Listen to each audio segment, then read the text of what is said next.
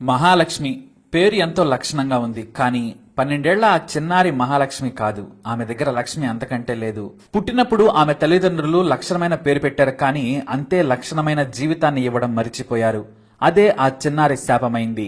ఆ చిట్టి తల్లిని చదివించి మంచి భవిష్యత్తు కల్పించాల్సిన ఆమె తల్లిదండ్రులు చెన్నైలో ఒక తెలిసిన ఏజెంట్ కు అప్పచెప్పారు.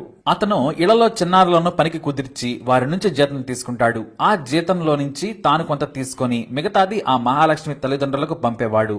కూతురును పెంచి పెద్ద చేసి పెళ్లి చేయాల్సిన బాధ్యతలను వదిలేశారు ఆ చిట్టి తల్లి తల్లిదండ్రులు. పైగా ఆమె జీతం మీద ఆధారపడి బ్రతికే స్థాయికి దిగజారారు.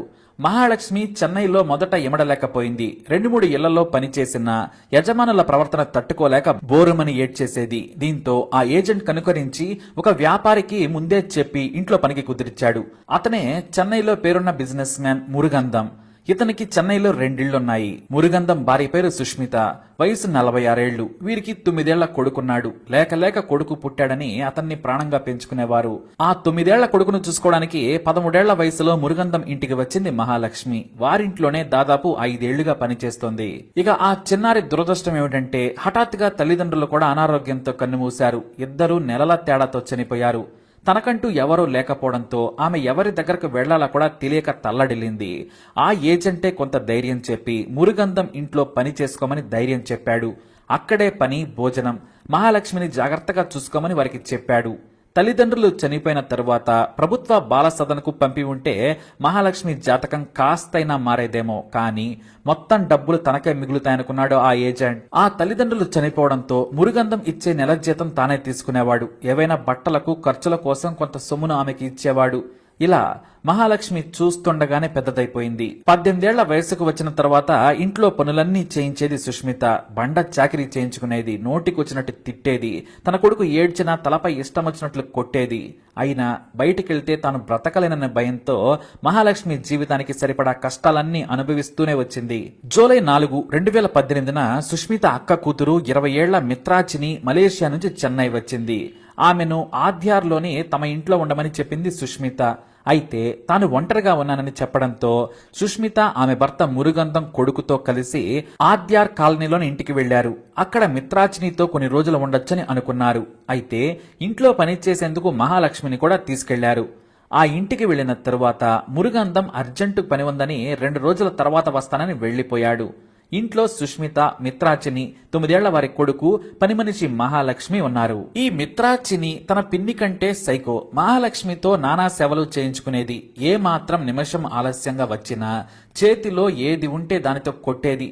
తట్టుకోలేక మహాలక్ష్మి ఎదురు తిరిగింది. దీంతో సుష్మిత, మిత్రాచిని కలిసి తీవ్రంగా కొట్టారు. దెబ్బలకు తట్టుకోలేక తల్లడిల్లిపోయింది. జ్వరం కూడా రావడంతో ఓ మూలన మెట్ల మీద కింద బయట పడుకోమని చెప్పారు. బయటే వణుకుతూ పడుకుంది. ఆ తర్వాత ఒక చిన్న మాత్ర ఇచ్చి పనులు చేయమని భయపెట్టారు. మెల్లిగా పనులు చేస్తున్నందుకు ఒంటిపై గరిటెను కాల్చి వాతలు పెట్టారు. జ్వరంతో పనులు చేయలేకపోవడంతో స్నానం కోసం పెట్టుకున్న మసిలే నీళ్లను మిత్రాచిని మహాలక్ష్మి మీద పోసింది. పశువులు కూడా ఇంత రాక్షసంగా ప్రవర్తించవు. అత్యంత నీచంగా తల్లిదండ్రులు లేని అనాథను 3 రోజులు నరకయాతన పెట్టారు. మరి ఆ దేవుడే మిత్రాచినితో నీళ్లు పోయించాడేమో కానీ ఒళ్లంతా బొబ్బలు రావడంతో కుప్పకూలిపోయింది. ఎందుకంటే నిత్యం నరకం భరించలేనిది. వేడి నీటికి పై చర్మం మొత్తం కాలిపోయింది. మహాలక్ష్మి చనిపోతుందేమోనని సుష్మిత, మిత్రాచిని భయపడ్డారు.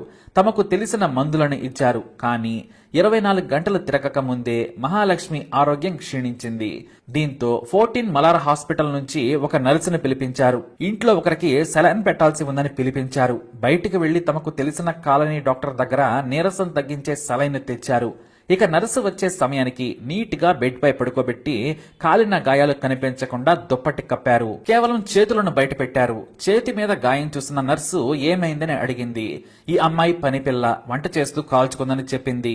అయితే ఆమె నుదురు, పల్స్ చూసి నేను సెలైన్ పెట్టలేనని చెప్పేసింది. డాక్టర్ కు చూపించాల్సిందే, హాస్పిటల్లో చేర్పించండి లేదంటే సీరియస్ అవుతుందని భయపెట్టింది. హాస్పిటల్ కు తీసుకెళ్తే మైనర్ ను వేధించామని తెలుస్తుందని సుష్మిత భయపడింది.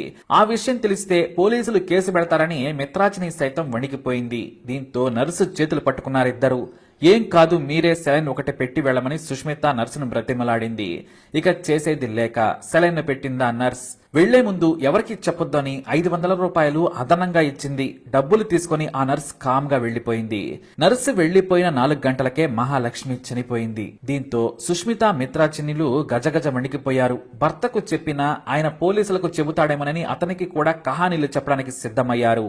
జూలై 6న తన బిజినెస్ టూర్ ముగించుకుని మురుగంధం ఇంటికి చేరుకున్నాడు. హాల్లో మహాలక్ష్మిని కింద పడుకోబెట్టారు. ఆమె మీద దుప్పటి కప్పారు. ఏమైందని మురుగంధం అడగడంతో కాలు జారి ఒంటిపై వేడి నీళ్లు పోసుకుంది. తీవ్ర గాయాలై మహాలక్ష్మి చనిపోయిందని చెప్పారు. మరి మీరేం చేస్తున్నారని మురుగంధం గట్టిగా అడగడంతో తాము షాపింగ్ కి వెళ్లి వచ్చేసరికే ఒళ్లు కాల్చుకుందని చెప్పారు. ఇంట్లో మృతదేహాన్ని చూసి మురుగంధం భయపడ్డాడు. తన పరువు రోడ్డుపై పడిందని భార్యపై కోప్పడ్డాడు. రహస్యంగా మృతదేహాన్ని పూడ్చేద్దామని సుష్మిత ఉచిత సలహా ఇచ్చింది. నువ్వు చేసిన కంపుకు నేను కూడా జైలుకి వెళ్తానని సీరియస్ అయ్యాడు. వెంటనే నిజాయితీగా ఆద్యార్ పోలీస్ స్టేషన్ కు వెళ్లి తమ పని మనిషి అనుమానాస్పద స్థితిలో చనిపోయిందని ఫిర్యాదు చేశాడు. పోలీసులు మురుగంధం ఇంటికి వెళ్లారు. ఎలా జరిగిందని అడగడంతో మేం షాపింగ్ కి వెళ్లి వచ్చే సమయానికి వేడి నీళ్లు ఒంటి మీద పోసుకుంది, కాలు జారిందని మహాలక్ష్మి చెప్పిందని ఇద్దరు నటించారు. ట్రీట్మెంట్ చేయించాము కానీ బ్రతకలేదని ఆవేదనతో చెప్పింది సుష్మిత. అయితే ఆ ఇంటికి సీసీ కెమెరాలు ఏర్పాటు చేశాడు మురుగంధం. ఇంటిని ఖాళీగా ఉంచాడు కాబట్టి దొంగల భయానికి వాటిని ఏర్పాటు చేశాడు. ఇక మహాలక్ష్మి ఒంటిని పరిశీలించారు ఉన్నతాధికారులు. చేతి మీద నుంచి కాలిపై కూడా కాల్చిన వాతలున్నాయి. వారికి సుష్మిత స్టోరీలు చెబుతుందని అర్థం చేసుకున్నారు. మహాలక్ష్మి మృతదేహాన్ని పోస్ట్ మార్టం కు పంపించారు. అయితే ఎలా చనిపోయిందనేది పోస్ట్ మార్టంలో కూడా స్పష్టంగా తెలలేదు. ఇంటర్నల్ ఆర్గాన్స్ వేడి నీళ్ల కారణంగా దెబ్బతిన్నాయి, అందుకే చనిపోయిందని ప్రాథమికంగా తేల్చారు డాక్టర్లు. కానీ ఇంకేదైనా కారణం ఉండొచ్చు, కాస్త సమయం కావాలని అడిగారు. ఇక సీసీటీవీ ఫుటేజ్ ను పరిశీలించేందుకు పోలీసులు ప్రయత్నించగా దాదాపు 6 గంటలు ఆఫ్ చేసి ఉన్నాయి. ఎందుకు సీసీ కెమెరాలు ఆఫ్ అయి ఉన్నాయని పోలీసులు ప్రశ్నించారు. కరెంటు పోయిందని సుష్మిత చెప్పింది. అయితే వాళ్ళ ఇంటికి ఎదురుగానే ఒక పొలిటీషియన్ ఇల్లు ఉంది. దాని చుట్టూ సీసీ కెమెరాలున్నాయి. అందులో పరిశీలించగా అసలు సుష్మిత మిత్రాచినిలు ఇంట్లో నుంచి బయటికే వెళ్లలేదు. ఒక నర్సు వచ్చి వెళ్లినట్లు గుర్తించారు అధికారులు. అంతేకాదు ఎలక్ట్రిసిటీ బోర్డుకు ఫోన్ చేసి పవర్ కట్ గురించి ఆరా తీశారు. అసలు ఆ రోజు పవర్ కట్ చేయలేదని చెప్పడంతో సుష్మిత మిత్రాచిని అబద్ధం చెప్పారని తేలిపోయింది. ఆ ఇద్దరిని అదుపులోకి తీసుకుని విచారించారు పోలీసులు. మొదట అబద్ధాలాడినా అవన్నీ తప్పని పోలీసులు నిరూపించారు. చివరకు మిత్రాచిని మొత్తం చెప్పింది. కోపంలో తానే వేడి నీళ్లు పోశానని, అంతకుముందు పిన్ని గరిటతో మహాలక్ష్మిని కాల్చిందని, నేను నీళ్లు పోసిన తర్వాత మిగిలిన నీళ్లను మహాలక్ష్మి ప్రైవేట్ భాగాలపై సుష్మిత పోసిందని చెప్పింది. ఎందుకు చేశారంటే దొంగతనం చేసిందని ఒకసారి, తమ బిడ్డను లైంగికంగా స్పృశించిందని చెప్పారు. అవన్నీ తప్పులేనని తేల్చిన పోలీసులు హత్య చేసింది కాక అనాథ చిన్నారి మీద అబాండాలు వేస్తారా అని ఆగ్రహం వ్యక్తం చేశారు. మైనర్ ని పనికి పెట్టుకున్నందుకు మురుగంధన్ను కూడా జైలుకు పంపారు పోలీసులు. సుష్మితను మిత్రాచినిపై కేసులు నమోదు చేశారు. ఏజెంట్ను సైతం ఇరికించి జైల్లో వేశారు. అయితే ఇంత చిన్న కారణాలకు హత్య చేయరు, ఏదో జరిగిందనేది పోలీసుల అనుమానం. ఎంత ప్రశ్నించినా సుష్మిత మిత్రాచినులు మాత్రం చెప్పిందే చెప్పారు. మహాలక్ష్మి మీద మరిగే నీళ్లెందుకు పోశారనే దానిపై వాళ్లు చెప్పిన సమాధానాలకు విచారణాధికారులు సంతృప్తి చెందలేదు.